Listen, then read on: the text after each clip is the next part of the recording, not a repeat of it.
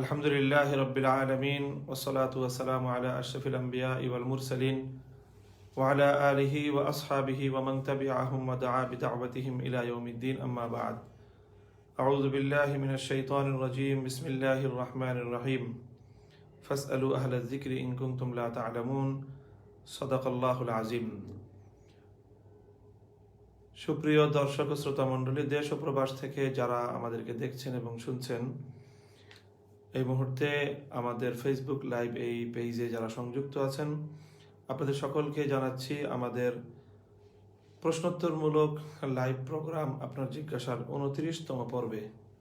প্রিয় দর্শক, এই মুহূর্তে যারা আমাদের সঙ্গে সংযুক্ত আছেন তাদের সকলকে আবারও অভিনন্দন জানাই। সেই সঙ্গে যারা এখন আমাদের সঙ্গে সংযুক্ত নেই কিন্তু পরবর্তীতে আমাদের এই লাইভ প্রোগ্রাম যারা দেখবেন, তাদের সকলের প্রতি আগাম শুভেচ্ছা জানিয়ে শুরু করতে যাচ্ছি আমাদের আজকের এই নির্ধারিত প্রশ্নোত্তরমূলক লাইভ প্রোগ্রাম আপনার জিজ্ঞাসার 29তম পর্ব।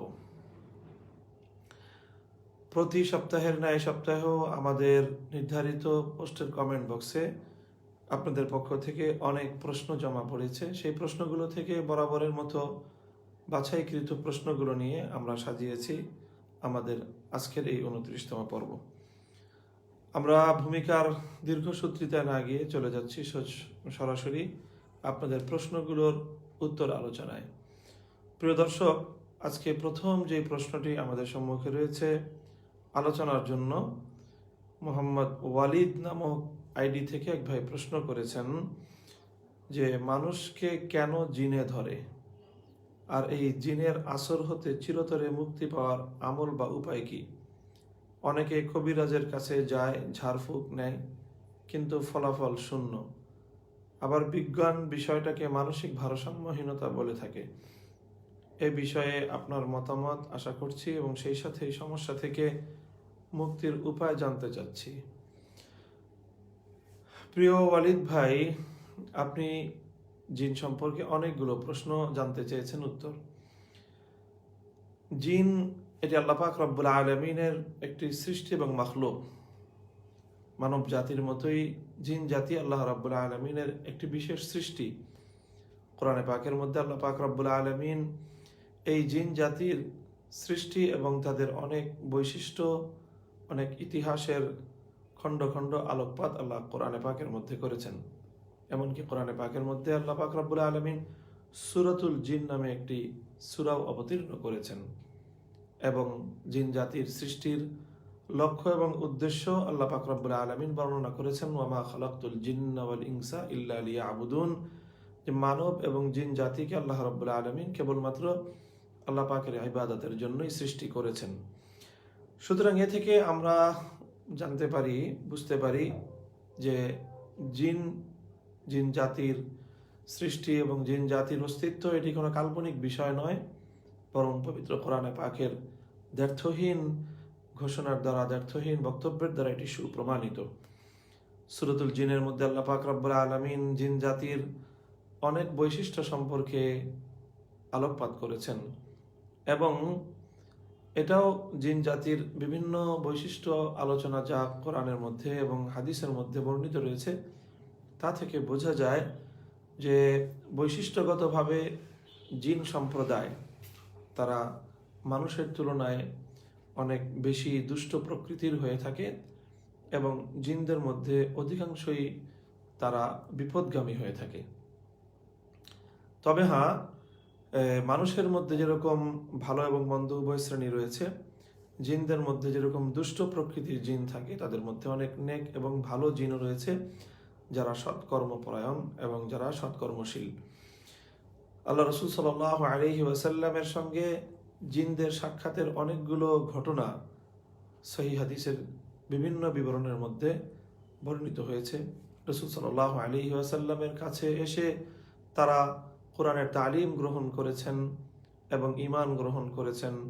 তারা আল্লাহ রাসূল সাল্লাল্লাহু আলাইহি ওয়াসাল্লামের কাছ থেকে আল্লাহ পাক রব্বুল আলামিনের বিধিবিধান সংক্রান্ত বিভিন্ন দিক নির্দেশনা তারা গ্রহণ করেছেন মর্মে অনেক হাদিসের মধ্যে বর্ণিত রয়েছে। সুতরাং এ থেকে আমরা স্পষ্টভাবে বুঝতে পারি যে জিনদের প্রকৃতি কি এবং তারা কেমন সৃষ্টি। তবে জিনের সৃষ্টির মূল উপাদান হলো আগুন, যেমনটা মানুষের সৃষ্টির মূল উপাদান হলো মাটি। তো এখানে মূল যে প্রশ্নটি ওয়ালিদ ভাই রেখেছেন সেটি হলো মানুষকে জিনে ধরে কিনা, অর্থাৎ মানুষের উপর জিন বিশেষ কোনো আসর করে যেটি বলা হয়ে থাকে, বা বিশেষ কোনো প্রভাব তৈরি করতে পারে কিনা বা করে থাকে কিনা। হ্যাঁ, এটি একটি চাক্ষুষ ঘটনা এবং এটি অনেক সময় প্রত্যক্ষে আসে যে বিভিন্ন মানুষ জিনের দ্বারা এরকম আক্রান্ত হয়ে থাকে। আল্লাহ পাক রব্বুল আলামিন জিন জাতিকে এমন কিছু ক্ষমতা দিয়েছেন যেই ক্ষমতা আল্লাহ মানুষকে সাধারণত দেননি। হযরত সুলাইমান আলাইহিস সালাতু ওয়াস সালামের বিভিন্ন ঘটনার যে উদ্ধৃতি কোরআনে পাকের মধ্যে দেওয়া হয়েছে, সেখানে জিনদের যে ব্যাপক কর্মক্ষমতা এবং তাদের যে শারীরিক দক্ষতা এবং যোগ্যতা, এবং অল্প সময়ের মধ্যেই পৃথিবীর এক প্রান্ত থেকে অন্য প্রান্ত পর্যন্ত তাদেরকে যে ভ্রমণ করার যে সামর্থ্য আল্লাহ পাক রব্বুল আলামিন দান করেছেন, সে বিষয়ের ইঙ্গিত কোরআনে পাকের বর্ণনা থেকে পাওয়া যায়। সুতরাং কোরআনে পাকের বর্ণনা থেকে এই ইঙ্গিত পাওয়া যায় যে জিনের বিশেষ কিছু ক্ষমতা আছে, যে সকল ক্ষমতাগুলো আল্লাহ পাক রব্বুল আলামিন মানুষকে দান করেননি। এবং জিন মানুষের কাছাকাছি আসে, কাছাকাছি থাকে, সেটারও বিভিন্ন ইঙ্গিত কোরআনের পাকের থেকে পাওয়া যায়। সুতরাং মানুষ জিনকে দেখে না, এটিও প্রত্যক্ষ একটি বিষয়, এবং কোরআনে পাকের দ্বারাও এই বিষয়টিও সত্যায়িত যে মানুষ জিনকে দেখে না, তবে জিন মানুষকে দেখতে থাকে। আল্লাহ পাক রব্বুল আলামিন জিনকে এই বৈশিষ্ট্যটি দিয়েছেন যে জিন জাতি মানুষের লোকচক্ষুর অন্তরালে থাকে, খুব কাছাকাছি থাকে। কাজে সেই হিসাবে কোনো একজন মানুষের উপর চড়াও হওয়া এই কোনো জিনের জন্য এটি একটি খুবই স্বাভাবিক একটি বিষয়, এবং এটি প্রত্যক্ষ বিষয় যেটি বিভিন্ন অসংখ্য অগণিত ঘটনার দ্বারা এবং সরাসরি যারা ভুক্তভোগী তাদের সাক্ষ্যের দ্বারা এটি প্রমাণিত। সুতরাং মানুষকে জিনে ধরে এবং মানুষের উপর জিন আসর করে বা প্রভাব তৈরি করে থাকে, এটি অনস্বীকার্য একটি বাস্তবতা। তবে প্রশ্ন যেটি করেছেন যে কেন ধরে, তো মূলত এই কেনর সুনির্দিষ্ট কোনো উত্তর জানা নেই, বা এটির কোনো উত্তর আমাদের কাছে নেই। জিন কেন মানুষকে ধরে এটি সুনির্দিষ্ট কোনো বিবরণ থেকে আমরা এর সঠিক তথ্য জানতে পারি না। তবে যতটুকু অনুমান করতে পারি সেটি হলো জিন এমন একটি সম্প্রদায় যাদের মধ্যে অনিষ্টতা প্রবণতা অনেক বেশি। সুতরাং অনেক সময় অযথাই তারা মানুষের ক্ষতি করার জন্য মানুষকে ধরে থাকে। আবার অনেক সময় কোনো মানুষের উপর তারা রাগে ক্ষোভে প্রতিশোধ পরায়ণ হয়েও মানুষের উপর তারা প্রভাব তৈরি করে থাকে এবং মানুষকে তারা ক্ষতি সাধন করার চেষ্টা করে থাকে। মানুষের আশেপাশে অনেক সময় জিন এমন আকৃতিতে অবস্থান করে যেটা মানুষ চিনতে পারে না, যার কারণে মানুষের দ্বারা কখনো জিনের কোনো ক্ষতি হয়ে থাকলে তখন সেই জিন অনেক সময় মানুষের উপর আক্রমণ করে। অনেক সময় যখন মানুষের সন্তানরা এই বিচরণ করে তখন ছোট ছোট শিশুদের উপরে অনেক সময় জিনের বিশেষ প্রতিক্রিয়া হয়, এবং তারা অনেক সময় সৌন্দর্যের প্রতি আকৃষ্ট হয়েও অনেক সময় মানুষকে তারা আক্রমণ করে থাকে। নানাবিধ কারণ রয়েছে যে সকল কারণে জিনের আক্রমণ মানুষের উপর হতে পারে, এবং এটি অনেক সময় মানুষের উপর বংশানুক্রমিকও হয়ে থাকে। অর্থাৎ কোনো মানুষের উপর, কোনো বংশের উপর জিনদের কোনো বিশেষ কোনো আকর্ষণ অথবা বিশেষ কোনো ক্ষোভ থাকার কারণে বংশানুক্রমিকভাবে একজনের পর একজন জিন তাদেরকে আক্রমণ করে থাকে এবং তাদের উপর প্রভাব বিস্তার করার চেষ্টা করে থাকে। অর্থাৎ মানুষকে জিনে ধরার অনেক কারণ হতে পারে, এর সুনির্দিষ্ট এবং সুনির্ধারিত কোনো কারণ আমাদের জানা নেই। এরপর আপনি জানতে চেয়েছেন যে এ থেকে মুক্তি পাওয়ার উপায় কি। এ থেকে মুক্তি পাওয়ার অনেক রুকিয়া এবং অনেক বিভিন্ন দোয়া দুরুদ এবং কালিমাত আল্লাহ রসুল সাল্লাল্লাহু আলাইহি ওয়াসাল্লামকে শিক্ষা দিয়েছেন, এবং কোরআনে পাকের মধ্যে আল্লাহ পাক রব্বুল আলামিন এই জাতীয় অনেক আয়াত এবং অনেক সূরা অবতীর্ণ করেছেন, যেগুলোর দ্বারা বিভিন্ন মাখলুকাতের অনিষ্টতা থেকে মানুষ মুক্তি পেতে পারে। তার মধ্যে যেমন আয়াতুল কুরসি রয়েছে। আয়াতুল কুরসির তেলাওয়াতের মাধ্যমে মানুষ জিনদের অনিষ্টতা থেকে মুক্তি পেতে পারে।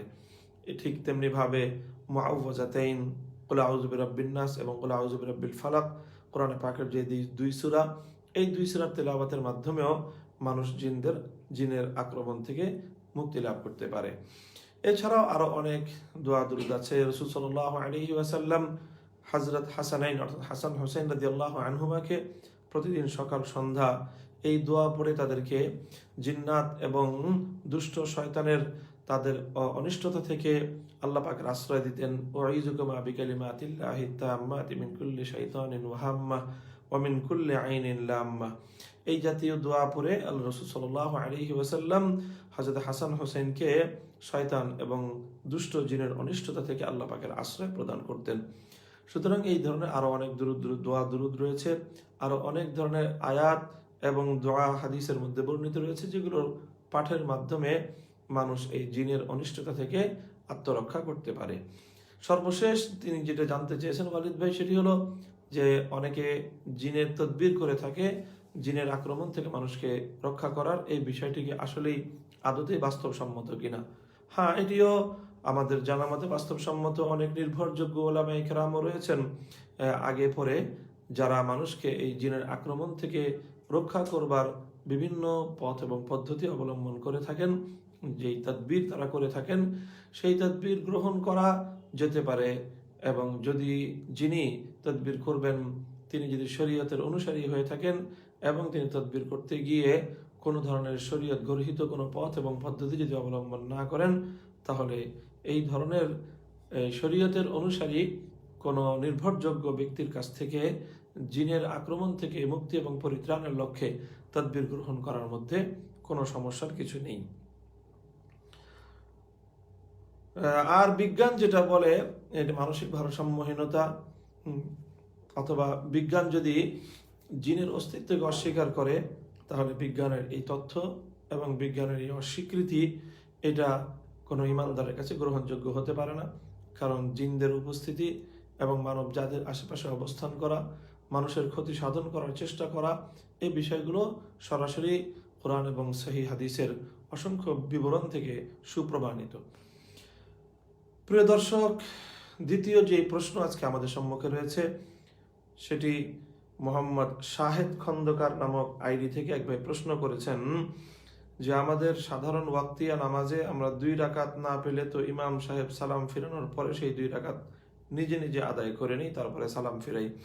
এখন আমার জানার বিষয় হলো, জানাজার নামাজে আমি যদি প্রথম 2 তাকবীর বিলম্বের কারণে না পেয়ে থাকি, পরের 2 তাকবীর পাই, তাহলে আমার করণীয় কি? অর্থাৎ সাধারণ নামাজের মতো জানাজার নামাজেও অংশ বিশেষ কারো ছুটে যেতে পারে। জানাজার নামাজ কিছু অংশ আদায় হওয়ার পরে সে এসে জানাজায় শরীক হওয়ার অবকাশ সে পেয়েছে। এখন এই সময়ে সে জানাজার কি করবে? প্রিয় দর্শক, এই প্রশ্নের জবাবে আমরা প্রথম যে বিষয়টি আমাদের দর্শকদেরকে বলবো সেটি হলো, জানাজার মধ্যে সবচেয়ে গুরুত্বপূর্ণ যেই বিষয়টি রয়েছে সেটি হলো 4 তাকবীর। 4টি তাকবীর, এটি হলো জানাজার ফরজ। সুতরাং 4 তাকবীর অবশ্যই আদায় করতে হবে। এই 4 তাকবীর ইমাম যেরকম মুখে মুখে বলতে হবে, প্রত্যেক মুক্তাদিকেও মুসল্লিকেও আল্লাহু আকবার এইভাবে 4টি তাকবীর অবশ্যই তাদেরকে বলতে হবে। এখন ইমামের সাথে সাথে যদি মুক্তাদি এবং মুসল্লি জামাত শুরু করতে পারে, জানাজা শুরু করতে পারে, তাহলে ইমামের এক এক তাকবীরের সাথে সাথে মুসল্লি এক একবার নিজে মুখে তাকবীর উচ্চারণ করবে। এভাবে 4 তাকবীরের পরে সালাম ফিরানোর মাধ্যমে তার জানাজা শেষ হবে। এখন যে প্রশ্ন আপনি করেছেন, এই ভাই শাহেদ খন্দকার ভাই যে প্রশ্ন করেছেন যে জানাজার মধ্যে যদি 1 অথবা 2 অথবা 3 যদি তাকবীর ছুটে যায়, মধ্যখানে এসে জানাজায় যদি শরীক হওয়ার অবকাশ থাকে, তাহলে সে অবশিষ্ট জানাজা কিভাবে সম্পন্ন করবে? তো প্রিয় দর্শক, এই প্রশ্নের উত্তর হলো, জানাজায় যেখান থেকে সে শরীক হলো, যদি সে নিশ্চিতভাবে উপলব্ধি করতে পারে যে এটি ইমামের কোন তাকবীর, অর্থাৎ ইমামের 2য় তাকবীরের পরবর্তী সময় না 3য় তাকবীরের পরবর্তী সময়, যদি সে নিশ্চিতভাবে সেটা জানতে পারে যে ইমাম কোন তাকবীরের মধ্যে রয়েছে, তাহলে সে ওই তাকবীরের পরবর্তী দোয়া দুরূদগুলো পড়তে থাকবে। অর্থাৎ যেমন কোনো একজন ব্যক্তি এসে জানাজায় শরীক হলো 2য় তাকবীরের পরে, তো আমরা জানি ইমাম সাহেব দ্বিতীয় তাকবীরের পরে দুরূদ পড়ে থাকেন, কাজেই তখন যিনি দ্বিতীয় তাকবীরের পরে শামিল হলেন তিনিও দুরূদ পড়বেন। যদি তৃতীয় তাকবীরের পরে শামিল হয়ে থাকে তাহলে আমরা জানি তৃতীয় তাকবীরের পরে ইমাম দোয়া মাসুরা পড়েন, কাজেই তখন তাকে দোয়া পড়তে হবে, জানাজার জন্য দোয়া মাগফিরাত, সেই দোয়া পড়তে হবে। অর্থাৎ যদি জানা থাকে যে ইমাম কোন তাকবীরের পরে এখন রয়েছে, তাহলে মুক্তাদি তাকবীরের মাধ্যমে সেই তাকবীরে শরীক হয়ে সেই তাকবীরের যেই ওজিফা সেটি সে পাঠ করবে, সেটি সে আদায় করবে। আর যদি সে এটি উপলব্ধি করতে না পারে যে ইমাম এখন কোন তাকবীর উচ্চারণ আদায় করলো, দ্বিতীয় না তৃতীয় না প্রথম তাকবীর ইমাম উচ্চারণ করলো, এটি যদি সে বুঝতে না পারে, তাহলে সে তাকবীর দিয়ে মুক্তাদি নামাজ শুরু করে, জানাজা শুরু করে সে প্রথম থেকেই, অর্থাৎ প্রথমে সে সানা পড়বে, তারপরে সে এই দুরূদ পড়বে, তারপরে সে দোয়া পড়বে, এইভাবে সে ধারাবাহিকভাবে সেটা পড়ে যেতে থাকবে। পড়ে গিয়ে তারপরে ইমামের সাথে যেই কয় তাকবীর পেল সেই কয় তাকবীর তো সেই ইমামের সাথে আদায় করলো। ইমাম যখন সালাম ফিরিয়ে ফেলবে, ইমামের সালাম ফিরানোর পর যদি তার কিছু ওজিফা পাঠ অবশিষ্ট থেকে থাকে, অর্থাৎ সে শুধু সানা এবং দুরূদ পড়েছিল কিন্তু দোয়া সে পড়তে পারেনি, তাহলে ইমামের সালাম ফিরানোর পর সে দ্রুত গতিতে সে সেই দোয়া পড়ে তারপর সে চতুর্থ তাকবীর সে উচ্চারণ করে তারপরে সালাম ফিরিয়ে ফেলবে। হ্যাঁ, যদি তার এই সম্ভাবনা থাকে যে জানাজা তার আপন জায়গায় থাকতে থাকতে সে অবশিষ্ট তাকবীরগুলো পাঠ করতে পারবে এবং সাথে সাথে যে ওজিফা অর্থাৎ দুরূদ বা দোয়া যেটি ছুটে গিয়েছে সেটিও সে জানাজা উপস্থিত থাকতে থাকতে সে পড়তে পারবে, এই সম্ভাবনা থাকলে তাহলে সে দুরূদ এবং দোয়া সহ সে অবশিষ্ট তাকবীরগুলো দিবে। আর যদি তার এই আশঙ্কা হয় যে জানাজা উঠিয়ে ফেলা হতে পারে, তাহলে সেক্ষেত্রে সে তাড়াহুড়া করে কোন রকম তাকবীরগুলো, ছুটে যাওয়া তাকবীরগুলো সে বলবে, আল্লাহু আকবার আল্লাহু আকবার তাকবীরগুলো বলে সে সালাম ফিরিয়ে ফেলবে। এভাবেই তার জানাজার নামাজ সে আদায় করতে পারবে ইনশাআল্লাহুল আজিজ। প্রিয় দর্শক, পরবর্তী যে প্রশ্ন আমাদের সম্মুখে রয়েছে, শিবলি নোমান নামক আইডি থেকে এক ভাই জানতে চেয়েছেন যে আমরা তো জানি সব কিছু ডান দিক থেকে করা ভালো। এখন আমার প্রশ্ন হলো, কয়েকজন একসাথে এই খানা অবস্থায় কেউ অপরকে বাম হাতে অথবা নিজে বাম হাতে খাবার নেওয়াটা কেমন? কারণ ডান হাত দিয়ে তো খাবার খাচ্ছি, ডান হাতে চামচ ধরলে চামচটা সেখানে এই খাবার লেগে যাওয়ার সম্ভাবনা থাকে। অর্থাৎ যখন আমরা একই সাথে অনেকে খাবার খেতে বসি, তখন যেই খাবারের পাত্র থেকে ছোট চামচ ইত্যাদি দিয়ে খাবার তোলা হয়, সেটিকে যদি ডান হাত দিয়ে স্পর্শ করা হয় তাহলে খাবারের অংশ, ঝুটা খাবার চামচের মধ্যে লেগে যেতে পারে। তো এটা অন্য কেউ ওটা স্পর্শ করতে বিব্রত বোধ করতে পারে। তাহলে সেই ক্ষেত্রে ডান হাত দিয়ে যে সবকিছু করার যে একটি নিয়ম রয়েছে, সেই নিয়মের বহির্ভূত হচ্ছে এখন কি করণীয় শিবলি নোমানের, এই হলো প্রশ্ন। তো প্রিয় দর্শক, প্রথম কথা হলো যে সাধারণভাবে যে কোনো কাজ, যেটা কাজটা শুভনীয়, যেই কাজটা মানুষের জন্য করাটা উত্তম, এই জাতীয় কাজগুলো ডান দিক থেকে শুরু করাটা, এটা হলো রাসূল সাল্লাল্লাহু আলাইহি ওয়াসাল্লামের একটি সুন্নাহ। আর যেই কাজগুলো মানুষের জন্য খুব শোভনীয় বা মানুষের জন্য যেই কাজগুলো তার সৌন্দর্যবর্ধক নয়, বরং যেই কাজগুলো মানুষ একান্ত ঠেকায় পড়ে করে, যেরকম বাথরুমে যাওয়া, এরকম কাজ যেগুলো রয়েছে, কাপড় চোপড় খোলা, এটা তো মানুষের সৌন্দর্য বর্ধনকারী জিনিস নয়। সুতরাং সেখানে বাঁ দিক থেকে করাটাই এটাই হলো উত্তম এবং সুন্নাত। অর্থাৎ বাইতুল খালায় যখন প্রবেশ করবে, বাথরুমে যখন প্রবেশ করবে, আগে বাম পা দিয়ে প্রবেশ করবে। মসজিদ থেকে যখন বাইরে বের হবে, বাম পা দিয়ে বের হবে। যখন কাপড় শরীর থেকে খুলবে, তখন প্রথমে বামটা খুলবে, এভাবে বামকেও যে সকল কাজগুলো করার প্রয়োজন নেই, এই ধরনের যে সকল কাজগুলো মানুষ একান্ত প্রয়োজনের ক্ষেত্রে ঠেকায় পড়ে করে, সেই কাজগুলোর ক্ষেত্রে বামকে প্রাধান্য দেওয়া, এটি হলো উত্তম পন্থা।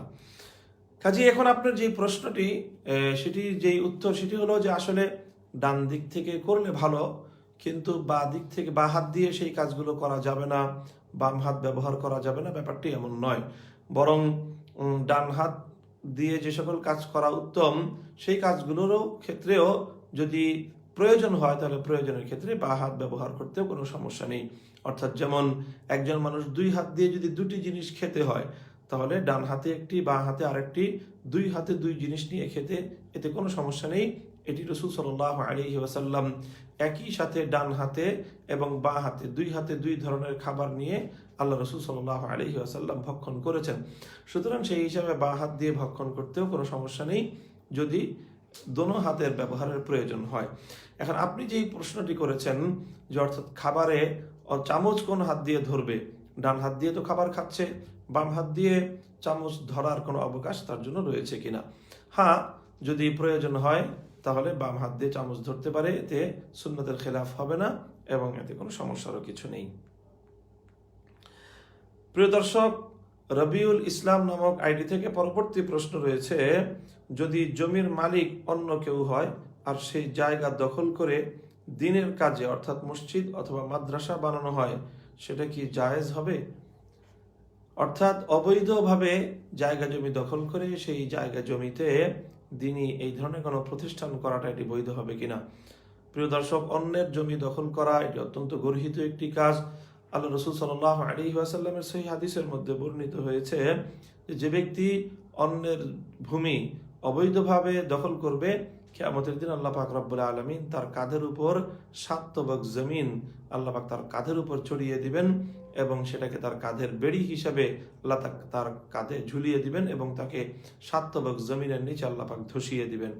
অত্যন্ত ভয়ঙ্কর ধমকি হাদিসের মধ্যে প্রদান করা হয়েছে অন্যের জায়গা, অন্যের জমি, অন্যের ভূমি অবৈধভাবে দখল করার ক্ষেত্রে। সুতরাং অন্যের জমি অবৈধভাবে দখল করাটা অত্যন্ত গর্হিত একটি কাজ। সেক্ষেত্রে সেই জায়গা যদি দখল করে কেউ এই ধরনের কোনো মসজিদ, মাদ্রাসা ইত্যাদি কোনো কাজ করতে চায়, তাহলে এই কাজের দ্বারা সেই অবৈধ কাজের কোনো ধরনের বৈধতা আসার সুযোগ নেই। বরং এই ধরনের অবৈধ জমিতে জোরপূর্বক মসজিদ, মাদ্রাসা নির্মাণ করে কোনো একজন ব্যক্তিকে তার প্রাপ্য এবং তার বৈধ অধিকার থেকে বঞ্চিত করাটা এটি আরো বড় অপরাধ হবে, যে সে দ্বীনের কাজকে অর্থাৎ পবিত্র প্রতিষ্ঠানকে, দ্বীন এবং ইসলামকে সে তার অন্যায় কাজের হাতিয়ার হিসেবে, ব্যবহারকারী হিসেবে আল্লাহ পাক রব্বুল আলামিনের নিকট সে আরো বড় অপরাধী বলে সাব্যস্ত হবে। পঞ্চম, আজকে পরবর্তী যে প্রশ্নটি রয়েছে, মোহাম্মদ হারুন নামক আইডি থেকে এক ভাই জানতে চেয়েছেন, আমার একটি প্রশ্ন, আমার বাড়ির আশেপাশে কিছু লোক আছে যারা মাইক ব্যবহার করে না, তারা বলে মাইকে নামাজ পড়লে শুদ্ধ হবে না বরং গুনাহ হবে। এই প্রশ্নের উত্তর পেলে আমি অনেক উপকৃত হব। তারা দলিল দেয় যে ইসলামে বাদ্যযন্ত্র হারাম, আর সাহাবিরা তাদের যুগে মাইক ব্যবহার করেননি। প্রিয় দর্শক, এই প্রশ্নের জবাব হলো, আসলে লাউড স্পিকার বা মাইক এটি বাদ্যযন্ত্রের আওতায় পড়ে না, বরং এটিকে বলা হয় আলে মুকাব্বিরুস সৌত, অর্থাৎ মানুষের যে আওয়াজ, মানুষের যে ধ্বনি, সেটিকে আরো উচ্চ আওয়াজে এটিকে মানুষের সম্মুখে পৌঁছানোর একটি যন্ত্র হিসেবেই এটাকে বলা হয়। সুতরাং এটি মাইকের মাধ্যমে যে আওয়াজ পৌঁছে, এটি ভিন্ন কোনো মাইকের আওয়াজ নয়, বরং এটি মূলত যিনি তিলাওয়াতকারী অথবা যিনি রুকু সেজদার মধ্যে তাকবীর উচ্চারণকারী, তারই আওয়াজটি মাইকের মাধ্যমে আরো বলিষ্ঠভাবে, আরো জোরালোভাবে উচ্চারিত হয়। এটি মাইকের কোনো নিজস্ব শব্দ বা ধ্বনি নয়। এজন্য তিনি যদি নীরব থাকেন, যার কাছে মাইক্রোফোন রয়েছে, তাহলে মাইক থেকে কিন্তু কোনো আওয়াজ হয় না। তাহলে এর থেকে বোঝা গেল যে আওয়াজটি সেখান থেকেই হয়। এটি বর্তমান বিশ্বের প্রায় সকল আলেম ওলামাদের প্রায় সকলেরই মতামত এই ধরনেরই। সুতরাং লাউড স্পিকার ব্যবহার করে, মাইক ব্যবহার করে নামাজ পড়তে কোনো সমস্যা নেই। তবে হ্যাঁ, কেউ কেউ এর বিপরীত মতামত রেখেছেন। এই জন্য যদি প্রয়োজন না পড়ে, প্রয়োজনের না থাকলে সেক্ষেত্রে মাইক ব্যবহার না করা উত্তম হবে। আর যদি প্রয়োজন থাকে, মানুষ জামাতে শরীক যারা হচ্ছে তাদের কাছ পর্যন্ত আওয়াজ পৌঁছছে না, সেক্ষেত্রে মুক্তাদিদের জন্য ইমামের ইক্তেদা করার সংকট তৈরি হওয়ার কারণে সেখানে মাইক ব্যবহার করতে কোনো সমস্যা নেই। পরবর্তী প্রশ্ন রয়েছে সোহাইব আহমদ নামক আইডি থেকে এক ভাই প্রশ্ন করেছেন, জানতে চেয়েছেন গায়রে মাহরাম কোন নারী পুরুষ কোনো রিলেশন করে, একে অপরকে পরিধান করার জন্য কোনো হাদিয়া আদান প্রদান করে, যেমন জামা, কাপড়, ঘড়ি ইত্যাদি, এসব পরিধান করে কি নামাজ আদায় করা বৈধ হবে? প্রিয় দর্শক, এই প্রশ্নের জবাবও আল্লাহ পাক রব্বুল আলামিন কোরআনে বলেছেন যে তারা মিথ্যা বলার জন্য গুপ্তচর বৃত্তি করে এবং সুহুদ খাওয়ায় অভ্যস্ত, যে সাম্মাউনা লিল কাযিব আক্কালুনা লিস সুহুদ, যে অর্থাৎ মুনাফিকদের বৈশিষ্ট্য বর্ণনা করা হয়েছে যে তারা মিথ্যা শ্রবণ করে এবং তারা সুহুদ, সুহুদের স্বাভাবিক অর্থ বর্ণনা করা হয় যে তারা ঘুষ খায়, কিন্তু আসলে সুহুদ শব্দের অর্থ শুধু ঘুষ নয়, মূলত সুহুদ বলা হয় সকল অবৈধ উপায়ে অর্জিত বস্তু ভোগ করা। সুতরাং অবৈধ উপায়ে বস্তু যেটা মানুষের, যে কোনো অবৈধ উপায়ে যেটা মানুষের অর্জিত হয় সেটাকে ব্যবহার করা, এটিকে আল্লাহ পাক রব্বুল আলামিন মুনাফিকদের বৈশিষ্ট্য বলে আখ্যায়িত করেছেন। সুতরাং অবৈধ সম্পর্কের ভিত্তিতে পারস্পরিক যে আদান প্রদান হয়, এটিও ইসলামের দৃষ্টিতে একটি অসুন্দর বিষয় এবং এটি একটি অবৈধ সম্পর্কের ফলাফল। সুতরাং একটি অবৈধ সম্পর্কের মাধ্যমে বা অবৈধ সম্পর্ককে উৎসাহিত করার নিমিত্তে এই যে আদান প্রদান, এটিও শরীয়তের দৃষ্টিতে অপছন্দনীয় একটি মালিকানা সত্ত্ব। সুতরাং এই ধরনের কাপড় চোপড় পরে অথবা এই ধরনের জিনিস পরিধান করে নামাজ পড়লে সে সওয়াব পাবে কিনা বিষয়টি সন্দেহযুক্ত হয়ে যায়। সুতরাং এটি পরিহার করে চলতে পারলেই ভালো।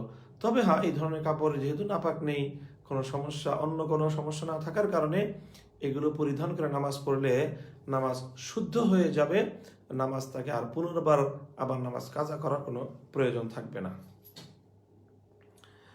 প্রিয় দর্শক, পরবর্তী যে প্রশ্ন আমাদের সম্মুখে রয়েছে সেটি হলো যে এক ভাই এস হুসাইন নামক আইডি থেকে এক ভাই জানতে চেয়েছেন, গত 2 বছর যাবৎ আমার কাছে 60,000 টাকা ব্যাংকে জমা আছে এবং প্রতি মাসে ব্যাংক থেকে কিছু মুনাফা পাই, এমত অবস্থায় আমার উপর কি জাকাত ফরজ হবে?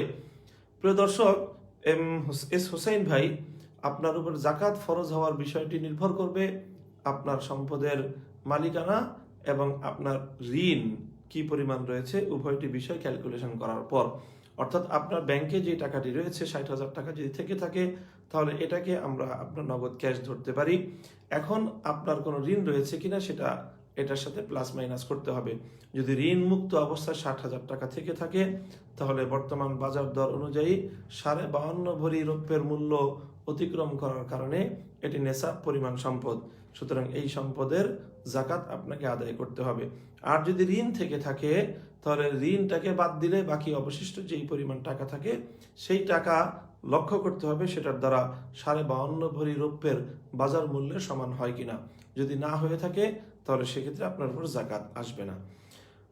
পরবর্তী যে প্রশ্ন রয়েছে, ইমরান হুসাইন নামক এক আইডি থেকে এক ভাই প্রশ্ন করেছেন, যদি কোনো মসজিদের ইমাম গার্লস স্কুলে শিক্ষকতা করেন তাহলে তার পিছনে নামাজ আদায়ের শরীয়ী বিধান কি? প্রিয় দর্শক, আমরা জানি যে শরীয়তের মধ্যে পর্দার বিধান রক্ষা করা এটি ফরজ, নারীর জন্য যেমন ফরজ, পুরুষের জন্য তেমন ফরজ। সুতরাং সকল পুরুষের জন্য বেগানা নারীর সাথে পর্দা করা এটি পুরুষের জন্য জরুরি। বেগানা নারীর দিকে চোখ তুলে না তাকানো এবং চোখের দৃষ্টিশক্তিকে সংযত রাখা এটি পুরুষের জন্য ফরজ বিধান। কাজেই গার্লস স্কুলের সাবালিকা মেয়েরা পড়াশোনা করে, প্রাপ্তবয়স্কা মেয়েরা পড়াশোনা করে, সেই সকল প্রাপ্তবয়স্কা মেয়েদেরকে পড়াতে গিয়ে যদি তাদের সাথে পর্দার বিধান লঙ্ঘিত হয়, তাহলে সেক্ষেত্রে নিয়মিত এই পর্দার বিধান লঙ্ঘিত করার কারণে এই ধরনের শিক্ষক তারা শরীয়তের দৃষ্টিতে ইমামতের অনুপযুক্ত বলে সাব্যস্ত হবে, সুতরাং তারা ইমামতি করতে পারবে না। তবে হ্যাঁ, যদি এমন হয় যে সেখানে শিক্ষার্থীদের মধ্যে নারী পুরুষ সবই রয়েছে, ছেলে মেয়েরা রয়েছে, তাহলে সেই ক্ষেত্রে যদি কোনো শিক্ষক এমনটি করতে পারেন যে মেয়েদেরকে এমনভাবে ক্লাসরুমে বসতে বললেন যেখানে তার দৃষ্টি পড়বে না এবং তিনি হিজাব রক্ষা করে, পর্দা রক্ষা করে নারীদেরকে, মেয়েদেরকে শিক্ষা দিতে পারেন, এই ধরনের কোনো পদ্ধতি যদি তিনি অবলম্বন করেন এবং তার দ্বারা যদি পর্দার কোনো খেলাফ না হয়, তাহলে সেক্ষেত্রে তার ইমামতি করতে শরীয়তের কোনো আপত্তি থাকবে না। পরবর্তী প্রশ্ন রয়েছে মোহাম্মদ কামাল উদ্দিন নামক আইডি থেকে এক ভাই জানতে চেয়েছেন, মহিলারা গর্ভবতী হওয়ার 7ম মাসে একটি অনুষ্ঠান করা হয়ে থাকে বিভিন্ন এলাকায়, যাতে সেই মহিলার মুখে খাবার তুলে দেওয়া হয়। আমার প্রশ্ন হলো, এই অনুষ্ঠানের ব্যাপারে ইসলামের বিধান কি? প্রিয় দর্শক, এই ধরনের অনুষ্ঠান এটি একটি কুসংস্কারের অনুষ্ঠান এবং এটি একটি ভিত্তিহীন অনুষ্ঠান, শরীয়তের সাথে যার কোনো সম্পৃক্ততা নেই। সুতরাং এই ধরনের অনুষ্ঠান আয়োজন থেকে বিরত থাকা এটি কর্তব্য। পরবর্তী প্রশ্ন রয়েছে মোহাম্মদ জাহিদুল হক নামক আইডি থেকে। এক ভাই প্রশ্ন করেছেন, জানতে চেয়েছেন যে আমি একটি ইন্টারনেট সার্ভিস প্রোভাইডার কোম্পানিতে চাকরি করি। আমাদের প্রতিষ্ঠানের বেশিরভাগ কানেকশন ব্যাংকে। ব্যাংকের সার্ভিস চার্জ বাবদ প্রাপ্ত অর্থ দিয়ে আমাদের বেতন দেয়। আমার এই স্যালারি কি হালাল হবে? এটি হলো জানতে চেয়েছেন মোহাম্মদ জাহিদুল হক ভাই। প্রিয় জাহিদুল হক ভাই, আপনার যে স্যালারি, আপনি যেই কোম্পানিতে যারা অনলাইন বা যারা এই ইন্টারনেট সার্ভিস দিয়ে থাকেন, তারা যেহেতু ব্যাংকগুলোতে সার্ভিস দিয়ে থাকে, আর ব্যাংকগুলো সেই সার্ভিস সাধারণত সুদের লেনদেনেই ব্যবহার হয়। সুতরাং এখানে যদিও আপনার সার্ভিসের মধ্যে কোনো সুদের সম্পৃক্ততা নেই, সুতরাং সেই হিসাবে আপনার সার্ভিসের বেতন নিতে কোনো সমস্যা নেই।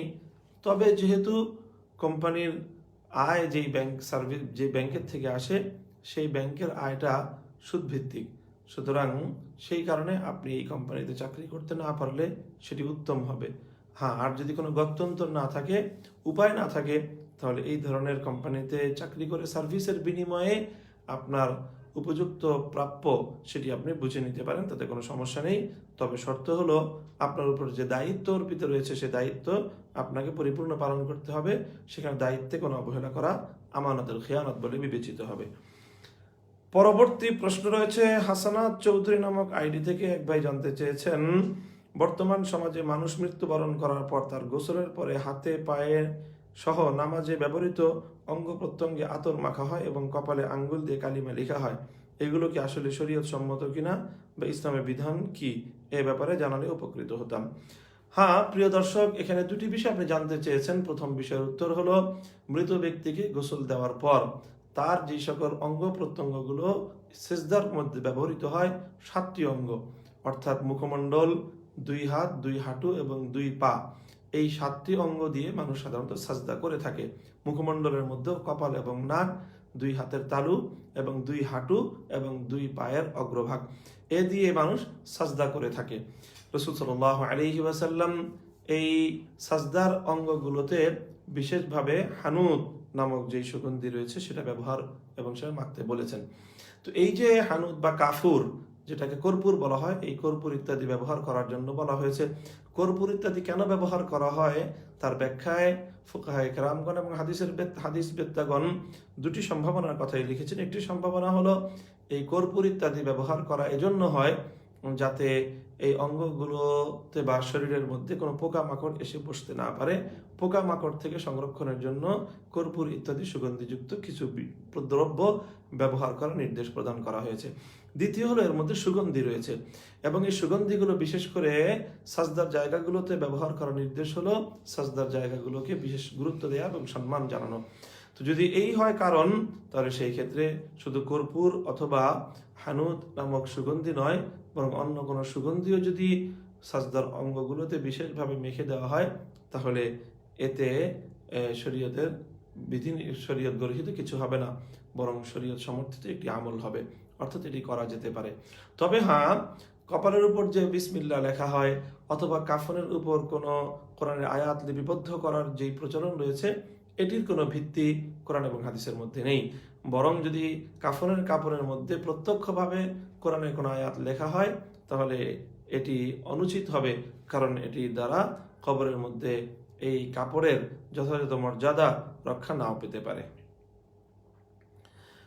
পরবর্তী যে প্রশ্ন রয়েছে মোহাম্মদ মুশফিকুর রহমান ইনসাফি যাত্রাবাড়ি থেকে। এক ভাই জানতে চেয়েছেন, বর্তমানে স্মার্টফোনে ব্যবহৃত কিছু স্টিকার বা ইমোজি নামে পরিচিত, এই ইমোজি ব্যবহার করা যাবে কিনা, এই ইমোজিগুলো মূর্তি বা ভাস্কর্যের সমতুল্য হয় কিনা, বিস্তারিত জানালে উপকৃত হতাম। তিনি বিশেষ দ্রষ্টব্য, এই ইমোজিগুলো সাধারণত বিভিন্ন রিয়্যাক্ট বা অঙ্গভঙ্গি বোঝায়, যেমন হাসি, কান্না, রাগ ইত্যাদি। এমনকি প্রাণী ইমোজিও আছে এবং গাছপালারও ইমোজি রয়েছে। প্রিয় দর্শক, এই ইমোজিগুলো বলি যেগুলো ডিজিটাল ইমোজি বা ডিজিটাল বিভিন্ন প্রাণীর প্রতিকৃতি, এ ব্যাপারে মৌলিক যে আলোচনার বিষয় রয়েছে সেটি হলো আসলে ডিজিটাল যে ছবি এটা কোরআনে ইসলামের মধ্যে নিষিদ্ধ ছবির অন্তর্ভুক্ত কিনা এই ব্যাপারে সমকালীন ইসলামিক স্কলারদের দুটি মতামতই রয়েছে।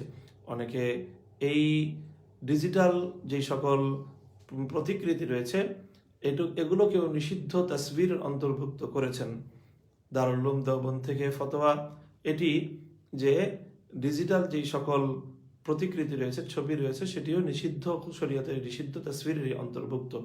তবে হ্যাঁ, আরবের উলামা ইকরাম সহ উপমহাদেশের অনেক বড় বড় আলেম ইসলামিক স্কলার যেমন আল্লামা তাকি উসমানী সহ অনেকের মতামত হলো যে না, ডিজিটাল যে ছবি যতক্ষণ পর্যন্ত সেটি মোবাইলের স্ক্রিনে থাকছে অথবা কম্পিউটারের স্ক্রিনের মধ্যে থাকছে ততক্ষণ পর্যন্ত এটি নিষিদ্ধ তাসবিরের অন্তর্ভুক্ত হবে না। সুতরাং দুটি মতামতই আমাদের সামনে রয়েছে। এক্ষেত্রে এখন আমাদের জন্য করণীয় হলো যে প্রয়োজন ছাড়া এই সকল তাসবির ও ব্যবহার থেকে বিরত থাকতে পারাটাই উত্তম হবে। আর যে সকল ইমোজির কথা যে প্রশ্ন করলেন, সেই ইমোজি বা প্রতিকৃতিগুলি যদি কোনো মানুষের অথবা কোনো প্রাণীর প্রতিকৃতি হয় তাহলে সেটি ব্যবহার থেকে বিরত থাকতে পারলে ভালো।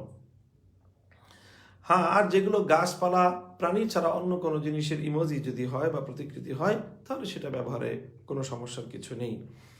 পরবর্তী প্রশ্ন রয়েছে শহীদ আলী নামক আইডি থেকে। এক ভাই জানতে চেয়েছেন, ব্যাংক লোনে গাড়ি কেনা যাবে কি?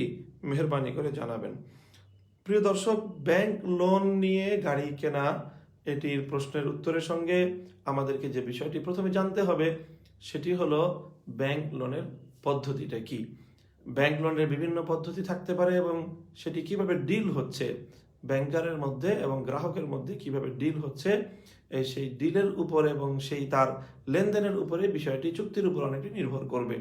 চুক্তিটি যদি এমন হয় যেটি সচরাচর হয়ে থাকে যে ব্যাংক প্রথম গাড়িটা কিনে থাকে এবং গাড়ির মালিকানা ব্যাংকের জন্য রেজিস্টার্ড থাকে এবং ব্যাংক গাড়িটার মালিক থাকে এবং ব্যাংক গাড়িটা বুঝে নিয়ে তারপরে এই কিস্তিতে মূল্য পরিশোধ করার শর্তে কোনো গ্রাহকের কাছে ব্যাংকের ক্রয়কৃত মূল্যের চেয়ে অধিক মূল্য নির্ধারণ পূর্বক কোনো গ্রাহককে সেই গাড়িটি হস্তান্তর করে দেয়। অতঃপর সেই গ্রাহক নিয়মিতভাবে কিস্তি পরিশোধ করতে থাকে।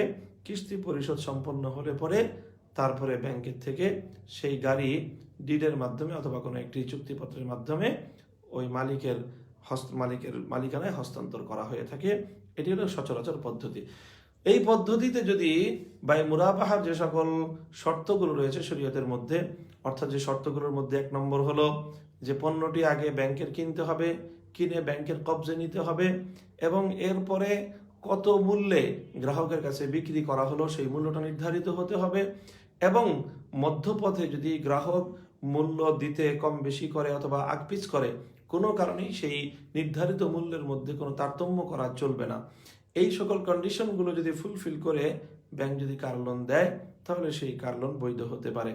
তবে সাধারণত সুদী ব্যাংকগুলো যেটা করে থাকে সেটি হলো যে তারা ওই যদি কাল বিলম্ব হয় বা কিস্তি পরিশোধ করতে এদিক সেদিক হয় তাহলে সেটার উপর তারা সুদ আরোপ করে থাকে।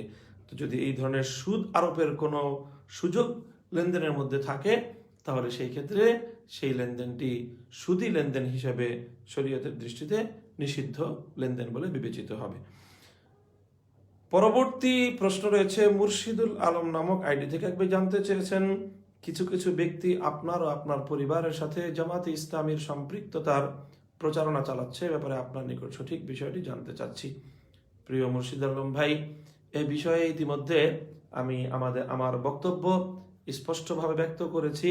একটি ফেসবুক লাইভ প্রোগ্রামের মাধ্যমেও আমি আমার দ্ব্যর্থহীন বক্তব্য এখানে উপস্থাপন করেছি। মূলত জামাতে ইসলামী একটি আইডিওলজির উপর তারা রাজনীতি করে থাকে এবং তারা তাদের ধর্মীয় যে সকল ইসলামিক আচার অনুষ্ঠান তারা পালন করে থাকে, তাদের যেই বক্তব্য এবং তাদের যে চিন্তা দর্শন সেখানে কোরআন হাদিসের আলোকে তারা অনেক কিছু করে। আবার তাদের যে আধ্যাত্মিক যে গুরু যার মাধ্যমে জামাতে ইসলামের প্রতিষ্ঠা মরহুম মাওলানা মওদুদী সাহেবের তারা অনেক চিন্তাধারার অনুসরণ করে থাকে। আমরা যেই ধারাকে অনুসরণ করি পূর্বসূরীদের থেকে কোরআন এবং সুন্নাহর ব্যাখ্যার ক্ষেত্রে, ইসলামের আদর্শ অনুসরণের ক্ষেত্রে আমরা আমাদের যে সকল পূর্বসূরীরা রয়েছেন তাদের দৃষ্টিতে মাওলানা মওদুদী সাহেবের বেশ কিছু বিষয় এবং তার বেশ কিছু বক্তব্য এবং তার বেশ কিছু আকীদা এমন রয়েছে যেটা বিতর্কিত। তো সেই বিতর্কিত বিষয়গুলোকে আমরা অ্যাকসেপ্ট করি না, আমরা গ্রহণ করি না। সুতরাং সেই জায়গা থেকে আমি এবং জামাতে ইসলাম আমরা আইডিওলজির দিক থেকে, আমাদের আদর্শের দিক থেকে আমাদের মধ্যে বড় ধরনের একটি মতপার্থক্য রয়েছে। এবং আমার যে পরিবার রয়েছে, আমার পরিবার সম্পূর্ণ দিনের দিক থেকে আমাদের যেই ধারা এবং আমাদের যে আদর্শ, সে আদর্শের অনুসারী। আমার পরিবারের মধ্যে আমার কেউ এমন কোনো ব্যক্তি নেই যাদের দিকে অঙ্গুলি উত্তোলন করা হয়েছে, যাদের ব্যাপারে প্রচারণা চালানো হয়েছে, তারা কেউ জামাতে ইসলামের সাথে দলীয়ভাবে অথবা রাজনৈতিকভাবে সম্পৃক্ত এমন কোনো ব্যক্তি আমার পরিবারের মধ্যে নেই। যারা এই প্রচারণাটি চালিয়েছেন, আমি মনে করি তারা উদ্দেশ্য প্রণোদিতভাবে আমাকে ঘায়েল করার জন্য অথবা আমাকে ক্ষতিগ্রস্ত করার জন্য এই মিথ্যা প্রচারণাটি তারা চালিয়েছেন। এটি বর্তমান সময়ে আমরা লক্ষ্য করছি যে এটি একটি অশুভ তৎপরতা হিসেবে চলছে, যে কোনো ব্যক্তিকে ঘায়েল করতে চাইলে কখনো তাকে জঙ্গিবাদের অথবা কখনো জামাত শিবিরের নামে আখ্যা দিয়ে তাকে প্রশাসনের মাধ্যমে হ্যারাসমেন্ট করানো হচ্ছে অথবা তাকে হয়রানি করা হচ্ছে। এটি এমনিতেই একটি আপত্তিকর বিষয় যে কোনো একটি বিশেষ পরিচয় কারোর নামে আখ্যায়িত হলেই তাকে হয়রানি করা অথবা তাকে বিনা কোনো প্রমাণে অপরাধী সাব্যস্ত করা, দোষী সাব্যস্ত করা, এটি একটি রাষ্ট্রের জন্য, রাষ্ট্রের বিচার ব্যবস্থার জন্য এবং রাষ্ট্রের আইন শৃঙ্খলা রক্ষাকারী বাহিনীর জন্য অত্যন্ত লজ্জাজনক একটি বিষয়। সুতরাং আমার বিষয়ে যেই অপপ্রচারণাটি চালানো হয়েছে বিভিন্ন আলামত এবং নিদর্শনের মাধ্যমে, এটি আমাদের কাছে সুপ্রমাণিত। এটি আমাদের কাছে মনে হচ্ছে যে একটি সুপরিকল্পিত একটি ষড়যন্ত্র আমার বিরুদ্ধে পরিচালিত হয়েছে। তবে আল্লাহর মেহেরবানিতে আল্লাহ পাক রব্বুল আলামিনের সাহায্য আমাদের সঙ্গে রয়েছে, ইমানদারদের দোয়া আমাদের সঙ্গে রয়েছে। ষড়যন্ত্রকারীদের এই ষড়যন্ত্র আলহামদুলিল্লাহ নস্যাৎ হওয়ার পথে এবং তারা ইনশাআল্লাহ আমাদের কোনো ক্ষতি করতে পারবে না। আল্লাহ পাকের সাহায্য আমাদের সঙ্গে রয়েছে ইনশাআল্লাহুল আজিজ। পরবর্তী প্রশ্ন করেছেন এক ভাই, আমেরিকায় প্রেসিডেন্ট নির্বাচন সম্পন্ন হয়েছে, সম্ভাব্য নতুন প্রেসিডেন্ট জো বাইডেন ইতিমধ্যে একটি বক্তব্যে হাদিসের উদ্ধৃতি দিয়েছেন, ফলে অনেকেই তাকে নিয়ে উচ্ছ্বসিত, আবার কেউ কেউ তাকে মুসলিম বিশ্বের জন্য ট্রাম্পের চেয়ে বেশি মন্দ মনে করছে। এ ব্যাপারে আপনার অবজারভেশন ও আপনার মতামত কি? প্রিয় দর্শক, আসলে আমেরিকা সহ পশ্চিমে এই সকল দেশগুলোর পররাষ্ট্রনীতি সম্পর্কে আমরা যতটুকু ধারণা আমাদের রয়েছে, তাতে আসলে কোনো ব্যক্তি প্রেসিডেন্টের পরিবর্তন তাদের পররাষ্ট্রনীতির মধ্যে কোনো মৌলিক পরিবর্তন আনতে পারে না বা আইনে থাকে না। হ্যাঁ, তবে বিভিন্ন সরকারের বৈদেশিক যে পলিসি রয়েছে সেই পলিসির মধ্যে কিছু ঈষৎ কোনো পরিবর্তন হয়ে থাকতে পারে। কাজে সেই ক্ষেত্রে জো বাইডেন অথবা ডোনাল্ড ট্রাম্প, আমরা তাদের ব্যাপারে কোনো উচ্ছ্বাস প্রকাশ করার মতো কোনো যৌক্তিকতা দেখি না, বরং আমাদের কাছে মনে হয় যে তারা উভয়ই মুদ্রার এপিঠ এবং ওপিঠ। তবে হ্যাঁ, সেই ক্ষেত্রে কখনো কখনো কোনো ব্যক্তি বেশি উগ্র হয়ে থাকে, আবার কোনো ব্যক্তি কোনো প্রেসিডেন্ট উগ্রতার দিক থেকে অন্যের চেয়ে কম হয়ে থাকতে পারে। সেটি কোনো একজন ব্যক্তির বাহ্যিক আচরণ দেখেও সেটি নির্ণয় করা বড় কঠিন ব্যাপার। তবে হাদিসের উদ্ধৃতির কারণে উচ্ছ্বাস প্রকাশ করা, এটির কোনো অবকাশ নেই, কারণ অনেক সময় তারা কোনো ধর্মাবলম্বীদের দৃষ্টি আকর্ষণ করার জন্য বা তাদের কাছে আস্থা অর্জন করার জন্য এমনটি করে থাকতে পারে। তাছাড়া রাসূল সাল্লাল্লাহু আলাইহি ওয়াসাল্লামের কোনো বক্তব্যের উদ্ধৃতি, বিভিন্ন ধর্মগুরুদের বক্তব্যের উদ্ধৃতি, এটি অনেকের পাণ্ডিত্য প্রকাশ করার একটি বিষয় হয়। সুতরাং শুধুমাত্র কোনো একটি বক্তব্যের মধ্যে রাসূল সাল্লাল্লাহু আলাইহি ওয়াসাল্লামের উদ্ধৃতি প্রদান, এটি নিয়ে উচ্ছ্বাস প্রকাশ করার খুব বেশি কিছু আছে বলে আমি মনে করি না। যদি তার কর্মকাণ্ডের মাধ্যমে সে মুসলিম বিশ্বের সঙ্গে সম্পর্ক উন্নয়ন করতে পারে এবং মুসলমানদের প্রতি যদি সে তার উদারতার পরিচয় দিতে পারে, তবেই তখন সে আমাদের পক্ষ থেকে প্রশংসাযোগ্য হবে। প্রিয় দর্শক, পরবর্তী যে প্রশ্ন রয়েছে, হেফাজতে ইসলামের কেন্দ্রীয় কমিটি গঠনের পর চারিদিকে ফুলের শুভেচ্ছা, ক্রেস্ট ইত্যাদি দিয়ে সংবর্ধনা দেওয়ার হিড়িক পড়েছে, আবার অঞ্চল ভিত্তিক পদপ্রাপ্তির সংখ্যাও অনেকে বর্ণনা করছেন। আসলে ব্যাপারে ইসলামের বিধান কি? প্রিয় দর্শক, এই যে কোনো দায়িত্ব সম্পর্কে ইসলামের যে কনসেপ্ট, সেটা হলো দায়িত্ব এটা কোনো ভোগের বিষয় নয়, বরং দায়িত্ব হলো একটি বোঝা, এটি হলো ত্যাগের বিষয়। সুতরাং যখন কারো উপরে কোনো দায়িত্বের বোঝা অর্পিত হলো, তখন এটিকে কোনো এমন কোনো বিষয় মনে করার অবকাশ নেই যে এটির কারণে সেই ব্যক্তি আনন্দিত হবে অথবা ব্যক্তি খুশি হবে। দায়িত্ব প্রাপ্তিটা এটি আনন্দের কোনো উপলক্ষ নয়, দায়িত্ব প্রাপ্তি এটি খুশির কোনো উপলক্ষ নয়। সুতরাং যেটি আনন্দের উপলক্ষ নয়, সেটার জন্য কাউকে অভিনন্দিত করা এটি মূল বিষয়ের সঙ্গে সঙ্গতিপূর্ণ বলে আমার মনে হয় না। সুতরাং হেফাজতে ইসলাম সহ বা যে কোনো ধর্মীয় সংগঠনের কোনো দায়িত্ব বা পদ প্রাপ্তির পর শুভেচ্ছা জানানো চেয়ে বরং যেটি বেশি উপযুক্ত বা যেটি এখানে বেশি সামঞ্জস্যশীল, সেটি হলো দায়িত্বপ্রাপ্ত ব্যক্তির জন্য দোয়া করা, যেন আল্লাহ পাক রব্বুল আলামিন তাকে দায়িত্ব পালনের ক্ষেত্রে আল্লাহ সাহায্য করেন এবং তাকে আল্লাহ পাক রব্বুল আলামিন তৌফিক দান করেন। সেই সময়টায় সে আল্লাহর বেশি বেশি সাহায্যের মুখাপেক্ষী এবং সকলের পক্ষ থেকে তার জন্য সহযোগিতার আশ্বাস এবং আল্লাহর কাছ থেকে রহমতের দোয়া করাটাই হলো তার জন্য অধিকতর উপযুক্ত। অভিনন্দিত তো তখনই করা হবে কাউকে যখন সে দায়িত্ব সঠিকভাবে পালন করেছে মর্মে এটা উত্তীর্ণ হবে। দায়িত্ব পালন এটি হলো একটি পরীক্ষায় অংশগ্রহণের মতো, আর পরীক্ষায় অংশগ্রহণ এটি কাউকে শুভেচ্ছা বা অভিনন্দন জানানোর কোনো উপায় বা কোনো উপলক্ষ হতে পারে না। হ্যাঁ, অভিনন্দন এবং শুভেচ্ছা জানানোর উপলক্ষ তৈরি হতে পারে যখন কোনো ব্যক্তি পরীক্ষায় উত্তীর্ণ হবে। দায়িত্ব প্রাপ্তি এটি পরীক্ষায় উত্তীর্ণ হওয়া নয়, বরং দায়িত্ব প্রাপ্তি হলো এটি পরীক্ষায় লিপ্ত হওয়া। সুতরাং পরীক্ষায় লিপ্ত হলেই অভিনন্দন বা শুভেচ্ছা জানানোর কোনো উপলক্ষ আছে বলে আমরা মনে করি না, আমার কাছে মনে হয় না। হ্যাঁ, যদি সফলভাবে দায়িত্ব পালন করেছে মর্মে যদি এটি সাব্যস্ত হয়, তাহলে সেই ক্ষেত্রে দায়িত্ব পালনের জন্য তাকে অভিনন্দিত করা যেতে পারে। সেটি দায়িত্ব প্রাপ্তির সময় নয়, বরং দায়িত্ব সমাপ্তির সময়ে যখন সে একটি মেয়াদে দায়িত্ব সম্পন্ন করবে, তখন সুন্দরভাবে দায়িত্ব পালন করার পুরস্কার হিসেবে তাকে শুভেচ্ছা বা অভিনন্দন জানানো যেতে পারে, এটি আমি মনে করি। দ্বিতীয় যে প্রশ্নটি রয়েছে, অঞ্চল ভিত্তিক বা কোন এলাকায় কতজন দায়িত্বপ্রাপ্ত হলো, এই বিষয়টির যে একটি হিসেব নিকেশ, এটির ব্যাপারে ইসলামের মূল দৃষ্টিভঙ্গি হলো কাউকে দায়িত্ব দেওয়ার ক্ষেত্রে অবশ্যই কোনো অঞ্চলের বিবেচনা ইসলামের দৃষ্টিভঙ্গির মধ্যে নেই। তবে হ্যাঁ, যদি প্রতিনিধিত্বের প্রশ্ন হয়, তাহলে সেই ক্ষেত্রে সকল জনপদের বা যে মানুষের পক্ষ থেকে প্রতিনিধিত্বের প্রশ্ন হলে সেটি ভিন্ন বিষয়। যদি প্রতিনিধি নিয়োগ করা হয় বা প্রতিনিধি নেওয়া হয়, তাহলে সকল অঞ্চল ভিত্তিক প্রতিনিধি হতে পারে, বা বিভিন্ন জায়গায় সংগঠনের পক্ষ থেকে যদি প্রতিনিধিত্বের প্রশ্ন আসে, তাহলে প্রতিনিধিত্ব এটি অঞ্চল ভিত্তিক একটি হিসেব নিকেশ হতে পারে। তবে দায়িত্বের ক্ষেত্রে কে কোন অঞ্চলের বা গুরুত্বপূর্ণ অঞ্চল হিসেবে কাউকে বা কোনো অঞ্চলের প্রভাব বেশি হওয়ার কারণে সেই অঞ্চলের অযোগ্য ব্যক্তিকে অধিক কম গুরুত্বপূর্ণ অঞ্চলের অধিক যোগ্য ব্যক্তির তুলনায় প্রাধান্য দেওয়ার কোনো অবকাশ ইসলামের দৃষ্টিভঙ্গিতে নেই।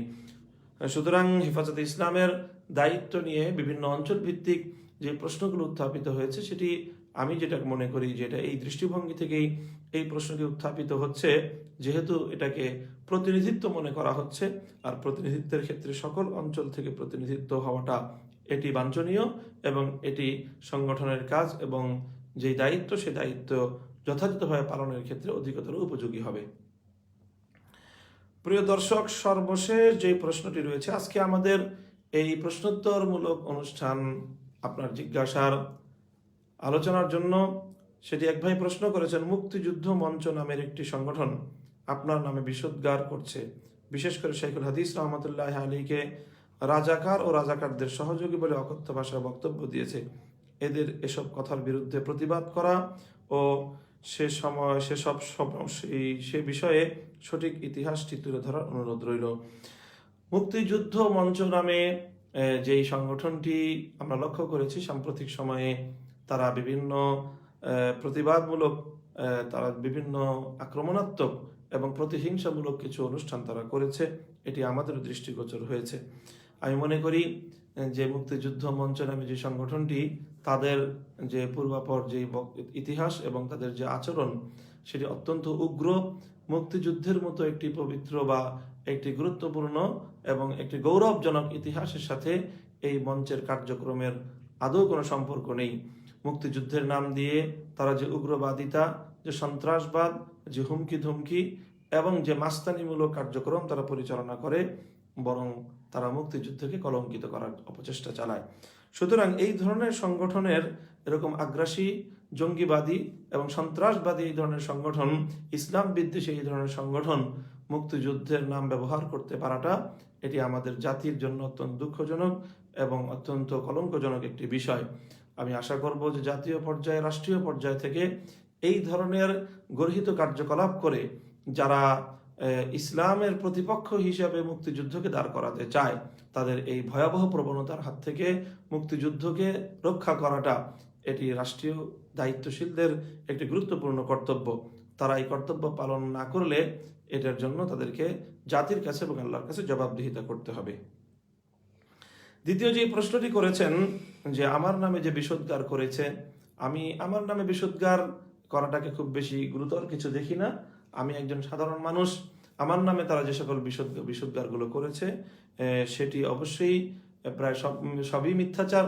তাদের এই মিথ্যাচারের থেকে তাদেরকে আমি বিরত থাকবার জন্য আহ্বান করব। তবে হ্যাঁ, তারা বিষোদ্গারের যে সীমা লঙ্ঘন করেছে সেটি বাংলাদেশের সর্বজন শ্রদ্ধেয় এবং দলমত নির্বিশেষে সকলের কাছে আস্থা এবং শ্রদ্ধার পাত্র শাইখুল হাদিস আল্লামা আজিজুল হক রহমতুল্লাহ আলাই এবং মরহুম সৈয়দ ফজলুল করিম পীর সাহেব চরমনাই রহমতুল্লাহ আলাই, এই দুই মহান ব্যক্তিকে নিয়ে তারা অশালীন মন্তব্য করেছে, কটূক্তি করেছে এবং অত্যন্ত নির্জরা কিছু মিথ্যাচার তারা করেছে। জাতির সামনে এমন কিছু মিথ্যা তথ্য তারা দিয়েছে যেগুলো ঐতিহাসিকভাবেই, যার মিথ্যা হওয়াটা সন্দেহাতীতভাবে প্রমাণিত। শাইখুল হাদিস আল্লামা আজিজুল হক রহমতুল্লাহ আলাইহির 1971-এর মুক্তিযুদ্ধ সময়ে কোনো বিতর্কিত ভূমিকার কথা অথবা পীর সাহেব চরমনাই ফজলুল করিম রহমতুল্লাহ আলাইহি সংক্রান্ত বিষয়েও 1971-এর মুক্তিযুদ্ধের সময়ে আপত্তিকর কোনো ভূমিকার কথা আজও পর্যন্ত কেউ কোনো ইতিহাসের সঠিক তথ্যের আলোকে এটি তুলে ধরেনি বা প্রমাণ করতে পারবে না। বরং বিভিন্ন সময়ে রাষ্ট্রীয়ভাবে এবং রাষ্ট্রের বিভিন্ন গুরুত্বপূর্ণ দায়িত্বশীলদের মাধ্যমে এই কথা আমরা দ্ব্যর্থহীনভাবে এই কথার উচ্চারণ শুনেছি যে তারা উভয়ে, শাইখুল হাদিস এবং চরমনাই মরহুম পীর রাহিমাহুমাল্লাহ, তারা উভয়েই তারা বাংলাদেশের জন্য দেশ এবং জাতি গঠনে তাদের অনবদ্য ভূমিকা রয়েছে এবং মুক্তিযুদ্ধের সময়ও তাদের বিতর্কিত কোনো ভূমিকা এই জাতির কাছে, এমন কোনো ভূমিকার কথা জাতি জানে না। সুতরাং এটি একটি ইতিহাস এবং ঐতিহাসিক বাস্তবতা। সেই ঐতিহাসিক বাস্তবতাকে উপেক্ষা করে যারা মিথ্যাচার করেছে, যারা তাদের ব্যাপারে এই দুই মহান ব্যক্তিত্ব সম্পর্কে যারা অপবাদ দিয়েছে, এই অপবাদের কারণে, মিথ্যাচারের কারণে তারা ইহকাল এবং পরকাল উভয় জগতেই তারা অপরাধী বলে বিবেচিত। যদি ইহকালে তাদের বিচার না করা হয় তাহলে ইনশাআল্লাহ পরকালে আল্লাহ পাক রব্বুল আলামিনের কাছে তাদের এই মিথ্যাচারের জন্য কঠিন জবাবদিহিতার সম্মুখীন তাদেরকে হতে হবে যদি তারা তওবা না করে।